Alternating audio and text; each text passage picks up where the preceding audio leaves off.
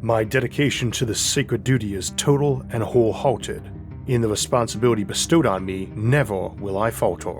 And with dignity and perseverance, my standard will remain perfection. From the Sentinel's Creed at the Tomb of the Unknown Soldier. Perhaps one of the best-known alien artifacts in science fiction are the mysterious monoliths from 2001: A Space Odyssey, which we first encounter in the film 1,000,000 years ago when some primates find it and get uplifted to understand basic weapons and tools from which humanity will later emerge. Those monoliths are later seen on the moon, and their implied role is to uplift intelligence where they find it and also to monitor it. Author C. Clarke had earlier written a short story, The Sentinel, in 1948, though not published till 1951, which featured an encounter with an alien monitor on the moon in 1996 that became the inspiration for his later collaboration with Stanley Kubrick for their 1968 film 2001.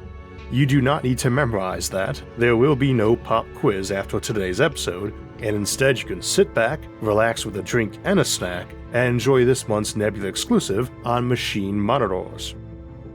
Incidentally, Clarke himself did not view the Sentinel as the main inspiration for 2001, as it was heavily modified, and the story features an artifact they conclude to be a machine monitor left behind to watch our planet for billions of years. I personally always remember it as the first story I read that pointed out how crisp and unblurred your vision at a distance is on airless moons and planets, without that air blurring things seen far away, and is one of the great works by one of sci-fi's greatest authors, and is about the same length of one of my typical scripts, and available online. So since I am going to spoiler it further in just a few moments by reading the ending, feel free to pause and go read it, as it is not identical to 2001. The story, again set in 1996, centers on a science team on the moon as they stumble upon a pyramid-shaped object, which they later identify as a beacon or sentinel. The object is made of a material impervious to all attempts at analysis or destruction, suggesting advanced technology far beyond human capabilities. They at first wonder if it might be remnants of a lunar civilization, but conclude it was left behind by a visitor, and the story concludes with our protagonist speculating in his thoughts. When our world was half its present age, something from the stars swept through the solar system, left this token of its passage, and went again upon its way. Until we destroyed it, that machine was fulfilling the purpose of its builders, and as to that purpose, here is my guess. Nearly 100,000 million stars are turning in the circle of the Milky Way, and long ago other races on the worlds of other suns must have scaled and passed the heights that we have reached. Think of such civilizations, far back in time against the fading afterglow of creation, masters of a universe so young that life as yet had come only to a handful of worlds. Theirs would have been a loneliness we cannot imagine, the loneliness of gods looking out across infinity and finding none to share their thoughts. They must have searched the star clusters as we have searched the planets. Everywhere there would be worlds, but they would be empty or peopled with crawling, mindless things. Such was our own Earth, the smoke of the great volcanoes still staining the skies, when that first ship of the peoples of the dawn came sliding in from the abyss beyond Pluto. It passed the frozen outer worlds, knowing that life could play no part in their destinies. It came to rest among the inner planets, warming themselves around the fire of the sun, and waiting for their stories to begin. Those wanderers must have looked on Earth, circling safely in the narrow zone between fire and ice, and must have guessed that it was the favorite of the sun's children. Here, in the distant future, would be intelligence, but there were countless stars before them still, and they might never come this way again. So they left a sentinel, one of millions they have scattered throughout the universe, watching over all the worlds with promise of life. It was a beacon that down the ages has been patiently signaling the fact that no one had discovered it. Perhaps you understand now why that crystal pyramid was set upon the moon instead of on Earth. Its builders were not concerned with races still struggling up from savagery. They would be interested in our civilization only if we proved our fitness to survive by crossing space and escaping from the Earth, our cradle. That is the challenge that all intelligent races must meet sooner or later. It is a double challenge, for it depends in turns upon the conquest of atomic energy and the last choice between life and death. Once we had passed that crisis, it was only a matter of time before we found the pyramid and forced it open. Now its signals have ceased, and those whose duty it is will be turning their minds upon Earth. Perhaps they wish to help our infant civilization, but they must be very, very old, and the old are often insanely jealous of the young. I can never look now at the Milky Way without wondering from which of those banked clouds of stars the emissaries are coming. If you will pardon so commonplace a simile, we have set off the fire alarm and have nothing to do but to wait. I do not think we will have to wait for long. And again, that was an excerpt from Arthur C. Clarke's short story, The Sentinel, and it leaves us a haunting note, and it's not hard to see why it inspired so many other stories, in addition to serving as a foundation for 2001. Often the portrayal is of some ancient and lonely precursor race that has since departed for grander realities, or as some lurking wolf or reaper, or even as some monster nearly as terrible and mysterious as the old ones of Lovecraft's works, as ancient as the stars themselves and lurking in the dark places to descend on new civilizations and snuff their candles out.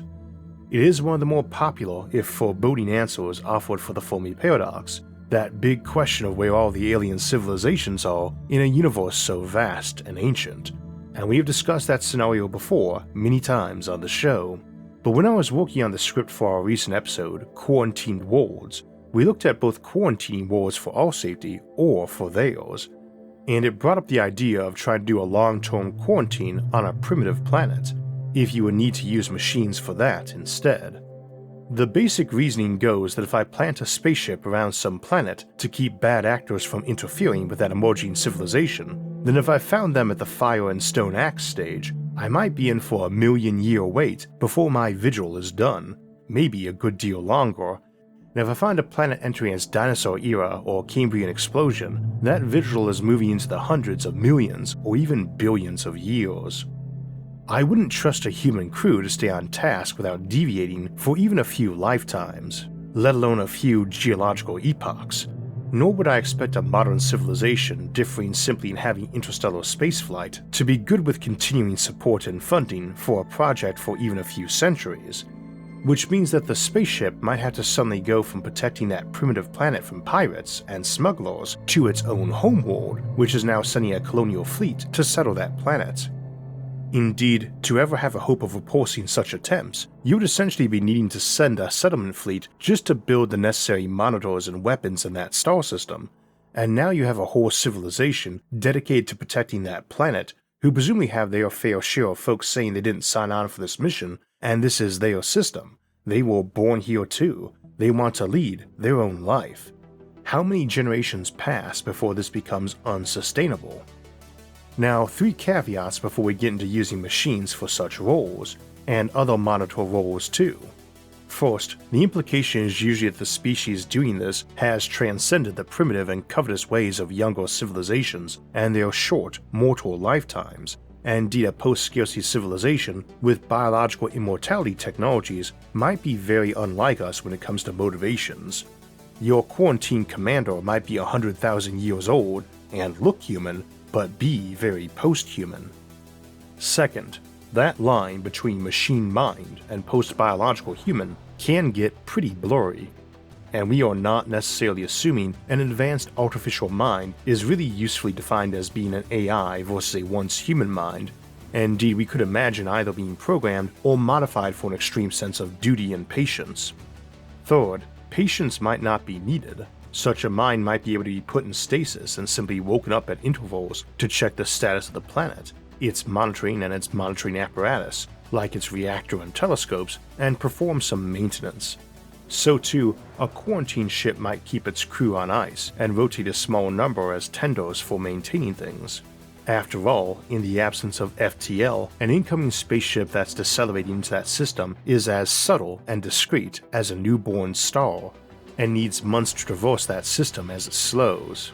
We also need to acknowledge that early sci-fi didn't really understand AI. Artificial intelligence gets pictured as humans smarter, and maybe permitting other levels like someone with a very low IQ trained to a very specific task, or even a dog. Now we know you can understand human language for the purpose of responding even without the intelligence of a dog. Indeed, often a system wouldn't even need the intelligence of an insect, while still being vastly smarter in certain ways than a human.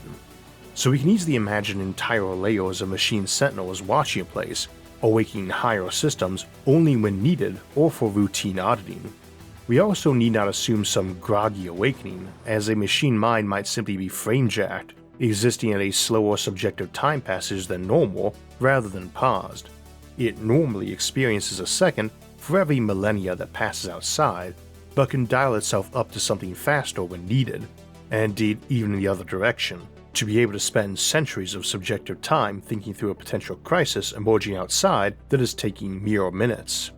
And again, the line between an advanced AGI, artificial general intelligence, and an advanced transhuman or posthuman mind might be effectively zero, and the persons tasked to watch and monitor might be slowly dreaming their way through the eons awaiting a need to act, while less intelligent subsystems go around eating a few asteroids to build and maintain that monitoring and defense system. It could also reset itself if it felt its experiences were weakening its resolve, and keep those chunks of memory quarantined for later reintegration when the task was done. Today's episode explores the idea of machines that watch everything, possibly for millions or even billions of years, monitoring primitive worlds to see how life develops. To reach those distant planets and run their systems for eons, such machines would need an incredible power source. Antimatter might be just what the Robo-Doctor ordered. In Antimatter Propulsion, our latest Nebula exclusive episode, we explore antimatter's potential to take us to strange new worlds, or to annihilate them entirely. As we contemplate future civilizations and their mechanical overseers, antimatter reminds us just how much power can be packed into a single moment. Watch Antimatter Propulsion now on Nebula, the streaming platform where all my episodes air early and ad-free, including monthly exclusives and extended editions. Nebula also features amazing content from creators like Real Science, Joe Scott, and the Science Asylum, and for more on AI and robotics, check out Cold Fusion's Robot Revolution. And don't miss The Sojourn, a Nebula original sci-fi series where survival depends on machines, and the humans who no longer fully understand them. Sign up at go.nebula.tv/IsaacArthur for a lifetime membership. Pay once and get access to Nebula for as long as you and Nebula exist. For $300, you'll unlock my entire archive of early, ad-free episodes, including dozens of SFA exclusives and extended editions like Antimatter Propulsion. Prefer something more flexible? You can also subscribe annually for just $36 a year. That's 40% off. Either way, you're tapping into a future of intelligent machines, big ideas, and boundless energy. Now, let's return to the Watchers in the Dark. So when we say machine monitors, we're not really picturing high intelligence, as realistically that line between advanced human, alien, or AGI might not mean much, and regardless probably needs to be defined as a person at this point, not simply a machine. So what will we use such a machine monitor for? Well, there's protecting and monitoring primitive worlds, of course, or its more sinister version, monitor and await them reaching the extermination threshold or judgment from home to greet or obliterate them. We should not assume they are strictly non-interventionist either. They might tweak development away from what they consider dangerous paths, like an evolving hyper-aggressive species that also bred at a prestigious rate and had an overwhelming biological disgust trait for anything not them, so that they basically could not help but be hostile. If your species is biologically hardwired to view anything not them as something more nauseating and terrifying than the monster from a John Carpenter film, you're not likely to have friendly relations any more than we'd have with the alien from his film The Thing or the xenomorphs from the Alien franchise. It's also worth noting that a common trope in sci-fi is that humanity erupts on the galaxy's ongoing space opera and is a potent force early on, often matching technology with everyone else in mere centuries. And while we tend to mock that as improbable, since those civilizations had millions, if not billions of years to improve their tech ahead of us, it is actually fairly realistic. You do not need to think up a paperclip to see one in use, fiddle with it a bit, and say, oh yeah, that makes sense. Science is probably not an infinite and eternal quest to understand the basic laws of physics, chemistry, and engineering that work in this universe, and odds are good those get mastered fairly quickly in the grand scheme of things. Centuries perhaps, but not likely eons. and all the faster if there are a lot of aliens out there sharing such info, or even just displaying it to give you a clue. And morality might vary by species of course, but as a scientist, I generally would find it unethical and even painful not to explain a scientific principle to someone if they asked, and that seems a very common attitude among scientists, even those who are not in teaching roles. It's akin to asking a pastor not to preach the word, and it's one of the issues I have with the realism of things like the Star Trek Prime Directive. It only takes one species to choose to share, and unless you're willing to open fire on them for doing that, then your galaxy is flooded with scientists and missionaries, and probably salesmen too. As we discussed in Galactic Beacons last month, there's a lot of things you might set a beacon up for, and teaching is one of them. And the absence of those beacons to our SETI efforts remains one of my strongest reasons for assuming alien civilizations are rarer than galaxies. Very similar reasoning applies to monitors, and for instance, I might decide I want to put up a teaching beacon, but have it nowhere near my homeworld or pointing towards it. So I might set up a big statite polar power collector over some star that simply bulked out a Rosetta Stone and a simplified Wikipedia to a new species with a radio. But I might decide I need a machine mind on that to keep it in good repair and to spot signals or high probability planets and direct those messages as beams rather than a big omnidirectional signal. All the more so if other civilizations, or my own civilization, did not approve of this policy. So my beacon isn't omnidirectional and sends only very tight beams to planets it doesn't think have advanced technology yet, which would instead indicate a colony world rather than a primitive one, but it does think that it might contain candidates to be getting it. So a fairly sophisticated machine mind might be in order here to do observations and decision making. The same might apply for something closer to hand, like a sentinel on the moon waiting for signs we are ready for contact. And as Clarke notes in that story, they had no interest in meeting us till we were off our own planet, so no point putting the monitor here on Earth. However, while it's good for a story, it doesn't really seem very plausible from a realistic point of view. There is no reason not to stick your monitor on a mountaintop and send out remote drones to gather from lower tech civilizations, or even from the moon as the main base but send in the drones. To think nobody would want to meet us till we got higher tech doesn't make sense to me, and I think that's our own collective ego talking when we do that. I would love to meet ancient civilizations on Earth, and don't really see why I'd feel obliged to condescend to them because they didn't have the internet yet, as though modern people invented these technologies all by ourselves and are all that much more impressive culturally and philosophically for them. Why would we think aliens would want to meet the Apollo astronauts, but not Magellan or Leif Erikson, or the explorers who settled the Pacific Islands on little more than a canoe? Why would they find a random person from nowadays or next century more interesting and deep than a random medieval peasant? And that machine monitor need not pull a classic sci-fi exploration, where the away team glues on prosthetics and makeup and speaks to aliens in their local garb, when it can send in an android bird or even insect to listen and learn, or sneak in and inject a microphone or camera onto one of the inhabitants along with a small sensor package while they slept. Perhaps they have a great respect for privacy and would view that as spying, and as such a bad way to first meet new friends, and we might be wise to think about that ourselves should we encounter any intelligent life on other worlds. It's not that machine monitors seem unrealistic in fiction as a concept, just they tend to be under-equipped and under-thought out in those stories, like the alien abducting people for DNA samples instead of abducting a post office box or vending machine full of letters or coins covered in our DNA. Life as such a monitor is likely to be boring to us, though probably not to it, mostly because you have huge stretches of time to handle and you do not want to have lots of capacity or time to ruminate. Again, freezing your monitors or running them on slow time is easy, and the reality is that some primitive civilization monitor of the lunar sentinel variety really only needs to wake up occasionally to look for signs of things like canals or fires or roads and great walls or great pyramids. I think one that has moved into active anthropology is probably requiring more brains and activity, though it should not be too hard for it to mimic local wildlife and spy and collect data. And again, it probably isn't a singular it, but several lower layers with protocols for when to wake up the bigger brains, who also pop on occasionally to review and audit and make sure the lesser minds haven't pulled a Gollum, 10 go to 10 loop, paperclip maximizer, or other classic dumb machine blunder. You might even have your main system mounted on a slow-orbiting comet or eccentric asteroid with a century or millennia-long period, or maybe even longer, and everything wakes up as you approach the sun and get a power source, otherwise you run on a very slow-burning radioisotope. We discussed some options for that in the episode The Million-Year Machine. But machine monitors are not limited to watching planets or tending beacons for eons.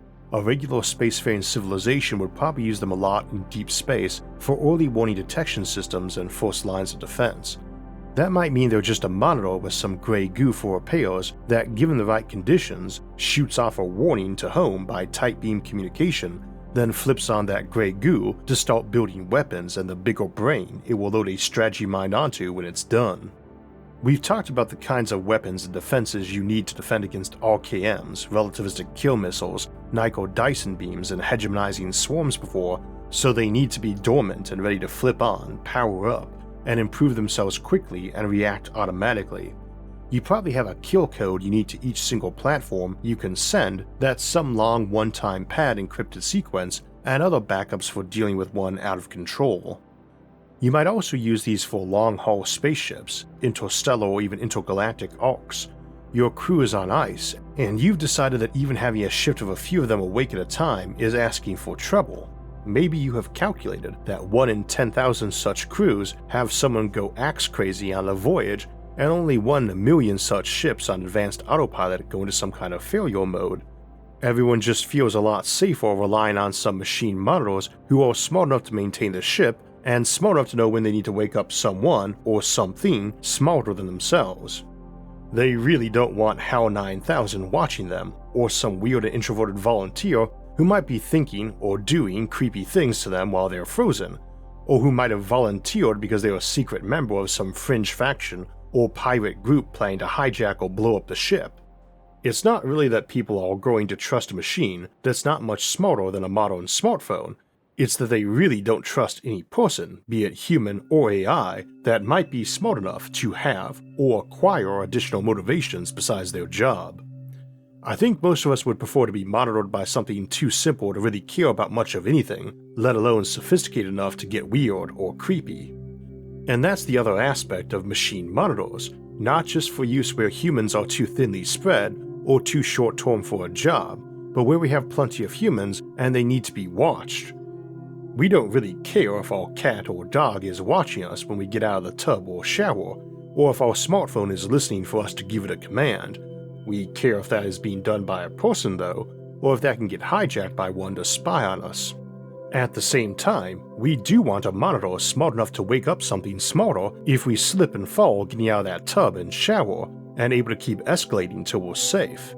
So we have a lot of reasons to want to master this process of layered monitoring and problem solving, because it means we can have a lot of convenience, safety, and security options in place for the typical person, without having to worry that Big Brother is watching you. And you don't need much brains as a house computer to notice your person has woken up and needs some coffee, or they're having a stroke and needs some medical assistance and can start alerting first responders, or waking up a smarter AI that has the ability to perform CPR or annex the kitchen robot and perform surgery.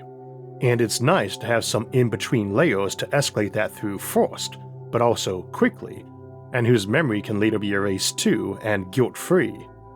There may be a lot of deep space and deep time applications for machine monitors in the future, and that's what we're mostly interested in today, but we can think of them properly performing their jobs with a lot more confidence when we keep in mind we will be building and improving things like this in this century and even this next decade. We are likely to have centuries of practice with these before ever having to build one for watching a planet, and indeed we will likely first work on them as interstellar probes or monitors and beacons for the asteroid belt, Kuiper belt, or Oort cloud. And who knows, maybe as we return to the moon in the years to come, we'll find someone left a monitor there to say hello to us and help us on to the galactic stage, or bury us before we get there. But the good news on that front is that we really would expect aliens who left monitors with sinister intent behind probably set their threshold below, wait till they have space travel, for the same reasons we would expect more benevolent aliens to have. Us having rocket ships is unlikely to be a pivotal factor in whether they think it's time to talk to us or murder us, and if they are really xenophobic, they probably just sterilize any planet with complex life on it as soon as they find it. they'd probably leave monitors behind to make sure the job was done, or repeat the purge if it wasn't, but it would definitely be of a bad design if they somehow missed us. And none of our Fermi Paradox solution should ever rely on the requirement that advanced spacefaring civilizations are bad at programming and forethought.